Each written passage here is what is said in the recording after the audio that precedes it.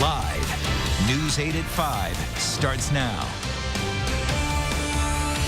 A mangled mess of metal, all that's left of a two-seater plane, crashing after takeoff from Tweed. It ended up just flipping, going nosediving. Firefighters sloshing through 2 feet of water and ice to rescue the victims. Put about 4 to 6 firefighters around them, and we carried them out. 2 men on board for a routine training exercise. One of them killed. And that second man is in critical condition tonight. Thanks for joining us. I'm Ann Craig. I'm Darren Kramer. Our coverage of this Tweed plane crash continuing tonight. Here's what's happening right now. We have confirmed now that plane is operated by American Flight Academy, the same academy involved in that East Hartford plane crash back in October. Flights are coming in and out of Tweed again tonight. Also, we are waiting for a news conference now from officials who are there on the scene. Also, we have some breaking news about that crash now, too. Police just releasing the 911 calls in the moments after that crash. Take a listen. It was a training flight. I believe there were 2 on board. Listen, I think I just saw a plane crash at the far end of the airport. That thing just came straight down. Okay. All right. Well, I don't even see it. Plane just crashed in my backyard.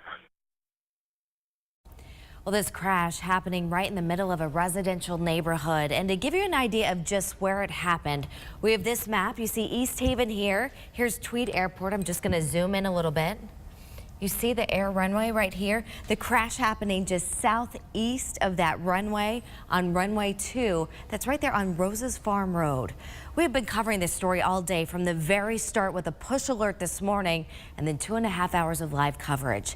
We have the latest tonight with live team coverage right now. We have reaction from rescuers and neighbors. Plus, we're digging into the past of that flight academy.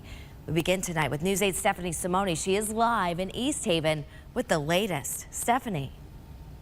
And the National Traffic Safety Board, they're about to start their press conference any second now. They've been using this long dirt road behind me here as an access point to the crash site. All of these agencies trying to figure out exactly what caused this plane to go down, killing one person and sending another to the hospital who is in critical condition now.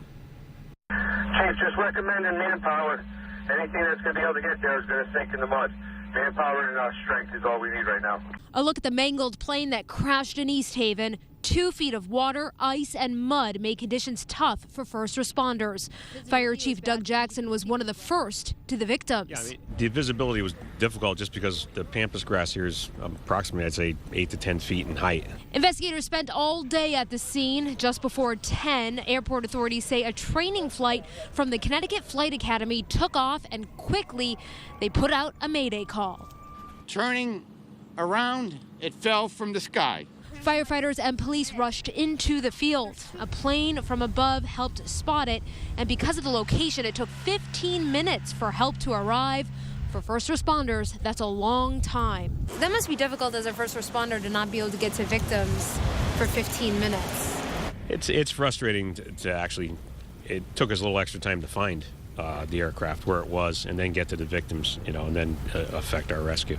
A student and instructor were on board this plane. Jackson says one man died. The other was responsive, but in critical condition when crews got to him. It took 4 to 6 first responders to walk the 2,000 feet in muck out to the ambulance. It's a long carry in those mucky conditions. It was difficult, but the guys did it.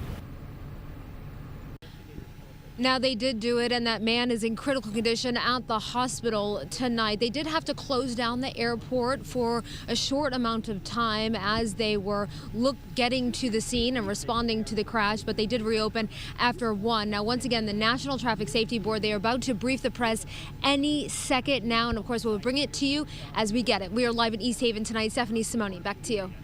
Steph, thanks. While we wait for that news conference, now the latest on the investigation, now to the neighbors who saw that crash. But I tell you what, they just started that news conference. Let's dip in here live. Based out of New Jersey, we received notification from the FAA late this morning that a 2-seat single-engine airplane had crashed in the vicinity of New Haven Airport. So I responded from New Jersey this morning, arrived here on scene.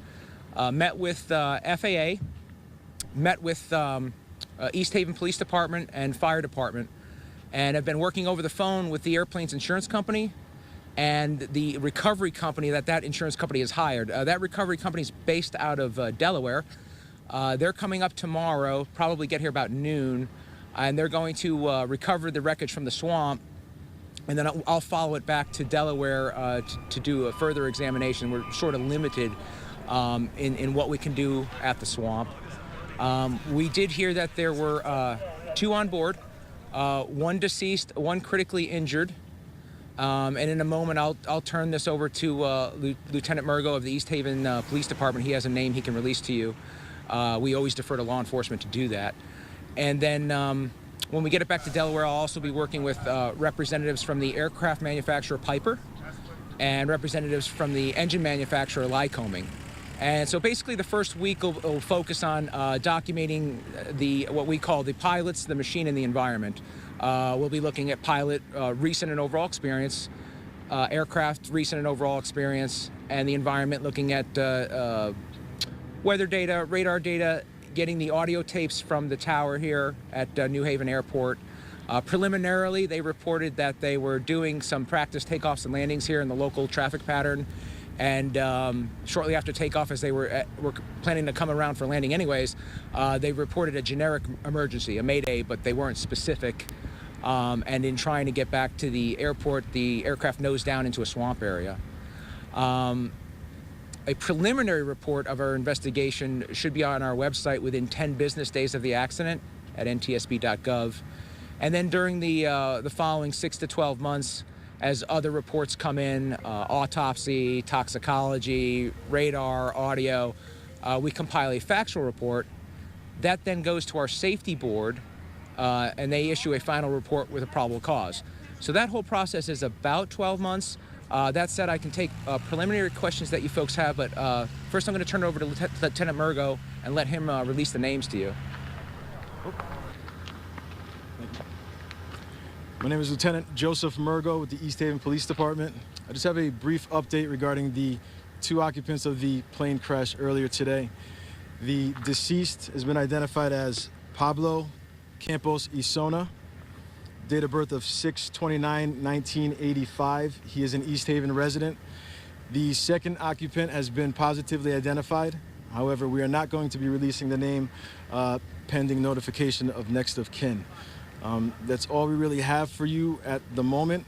The investigation has been turned over to the NTSB for further investigation. Thank you. Thank you. So just for clarity, the pilot is the one that was deceased, or the passenger? We're still waiting for confirmation. We're still waiting. Well, it's a dual control airplane, so either could have been manipulating the controls or both at the time of the crash. Okay. But as far as one was a flight instructor, one was a student pilot, but which one is deceased, we're still working out. Okay. Any other aviation questions? Any early indication or possible areas you might be looking at as you try to find the cause of this? Right now, it's like I said, it's day 1 of an investigation that'll probably run close to a year, and all we have is that we don't really have anything more specific from air traffic control. It was just a generic mayday. They didn't really specify what kind of problem they were having, but did report some kind of problem. Who made the mayday call? Was it the student from the recovery? We can't tell. We might have to get sample recordings to listen to a voice, but we're not sure, which one actually keyed the microphone. You said you mentioned you're checking into the pilot's history. Does he have a history of a crash before? I know there was that company owned the plane up in East Hartford. Not. When I said history, I'm not aware of another crash. Normally when I say pilot history, it's like their overall flight time, flight experience. We look at overall experience. We'll look at experience in that particular make and model airplane, experience within the last 90 days and 30 days and so forth. Okay. So you can't confirm this is the pilot that was in the crash in East Hartford? The same pilot? The same pilot? I'm not aware. I'm not aware. It's on the side of the plane it says Connecticut Flight Academy is the operator. I'm not aware of it being the same pilot. Does the damage to the plane or the location where it came down, does that tell you anything about sort of how the plane came down? I haven't had a chance to speak. We had one eyewitness that said it came down relatively straight down, and the debris field's consistent with that statement. It's compact. It's not spread out, or there's not a lot of trees taken out or anything like that. Can you tell us the approximate time of when the mayday call was made and when it actually went down? I want to say 9:57 a.m., but I might be off on that. I might be off a few minutes on that. How high were they? Typically, in a traffic pattern like this, the traffic pattern altitude would be about 1,000 feet above the ground. But if they were climbing up to that altitude when the problem occurred, they could be lower than that. But I think typically you would take off, climb up to 1,000 feet, and circle around for a landing if you were practicing takeoffs and landings. If you're 1,000 feet up in the air, how fast do you crash? It just depends. It just depends on the angle that you come down. I don't know an exact miles per hour. Something like this airplane would cruise about 100 miles an hour. How much time was it from the initial takeoff to the Mayday call? That I don't know. We will be getting tower tapes. We don't get them right away. It takes a few days, and so that's something that we'll be able to kind of time when they took off, how many seconds till the Mayday call, and so forth. And we'll also marry that up with radar data that the FAA will provide. Who's in charge of closing and opening the airport, and will it be open? The FAA, they opened it. It's open. Yep. Could the plane's height above the ground sort of before the problem happened here, could that have made it more difficult for the pilot to recover? Possibly. The lower it is, depending on the type of problem they have, it could be more difficult to recover. They'd have less time. Okay. Is there anything from the plane itself that'll help you determine exactly what caused the plane to go down? I know you talked about looking at environmental factors. Oh, we'll be looking through, like I said, the engine and the airframe, just kind of documenting it, looking for any discrepancies, anything out of the ordinary. And so I will be back here tomorrow, like I said, working with the recovery company. They're due to be here about noon, and I'll be able to look at it a little bit better tomorrow. Can you name and spell it for us? Oh, my name? Yeah, sure, it's Robert Gretz, Gretz. Thank you. All right, thank you very much. What's your title? Senior Safety Investigator. Thank you. All right, there you go. Just wrapping up that news conference now, identifying the person in that crash killed 31-year-old Pablo Cantos Esona from East Haven. That is the very latest from investigators there on the scene. And we also have neighbors who witnessed that crash. News 8's Jason Newton has that story tonight. He spoke with those witnesses and joins us now live. Jason. And we're here on Rose's Farm Road in East Haven. This neighborhood is just due south of runway number 2 from Tweed, New Haven Airport. So when you live in a neighborhood like this, close to an airport, you're accustomed to hearing planes buzzing overhead. We spoke to the man who lives in this home here. His name's Paul D'Agostino. Earlier this morning, he was actually in his backyard, and just behind his house is the marshy area where the plane crashed this morning. He looked up and immediately could tell something was wrong with this plane. Now, it was hectic from that point forward for people who live here in the neighborhood around Rose's Farm Road. Within minutes, their neighborhood was swarming with emergency vehicles, curious onlookers, and of course the news media.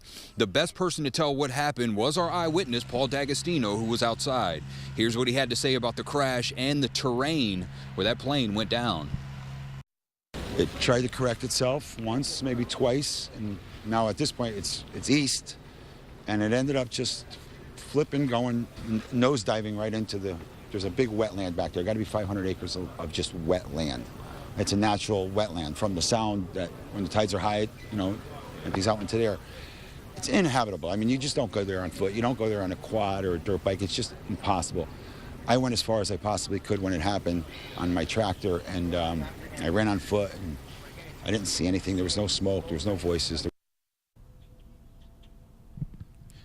And the footage you're seeing here is the medical examiner's van, which is probably transporting the deceased victim's body from that location. Now, we're told it took responders 15 minutes to finally make it out to that crash location.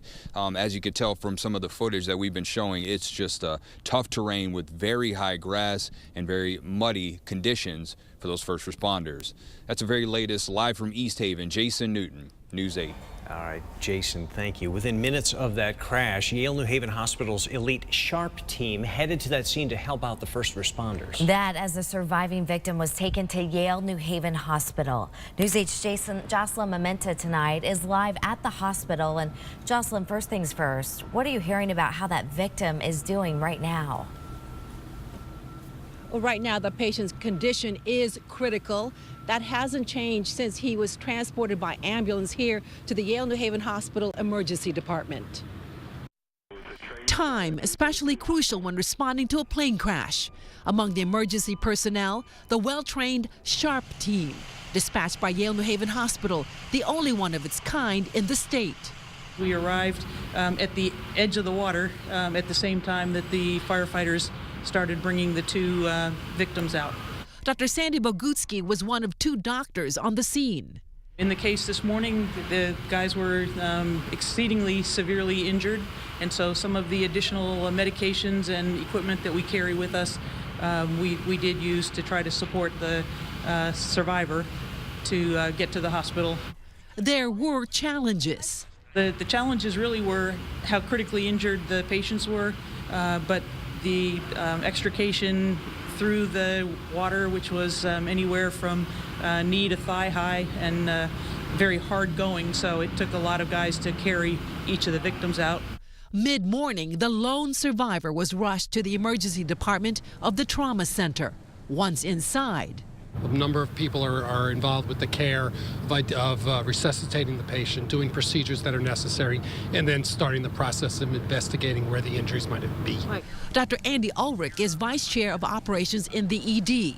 By mid-afternoon, the patient has been moved up to the surgical intensive care unit and is still undergoing a lot of tests and evaluation. His condition still critical. They've looked for both internal injuries and for bony injuries, and I think the process is still ongoing. I know he has some bony injuries. I don't know the specifics of which ones yet. The name of the patient has not yet been released. Dr. Ulrich says they are doing all they can to help pull him through this. By the way, SHARP stands for Sponsor Hospital Area Response Physicians. There are 4 doctors and 2 physician assistants on that team. Darren?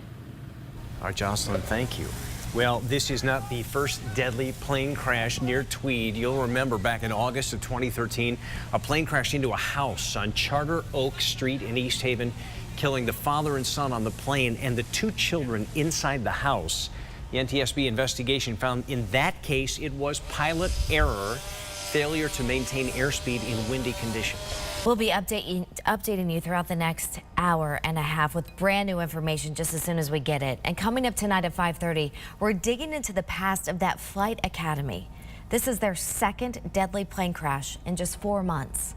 Make sure you have our free News 8 app so you can get those updates anytime. We'll be sending you push alerts all day. We'll continue to do that as our coverage continues tonight. We are following breaking news in New Haven tonight, too. A hazmat cleanup underway now at St. Raphael's campus of Yale New Haven Hospital. Officials tell us a small amount of formaldehyde spilled inside the hospital. And with any size spill, officials say they're required to reach out to the fire department to help with the cleanup. New information now on that case of that Middletown father charged with killing his infant son. A jury today convicted 23-year-old Tony Marino of murder. As we reported, police say that Marino threw his 7-month-old son off the Aragoni Bridge back in July of 2015. Then Marino himself jumped but survived. The baby was found dead in the Connecticut River just 2 days later. Marino testified in his own defense, saying that he dropped his son and didn't intend to harm him. Prosecutors say that Marino had a strange relationship with the boy's mother. He now faces up to 70 years in prison when he's sentenced in May.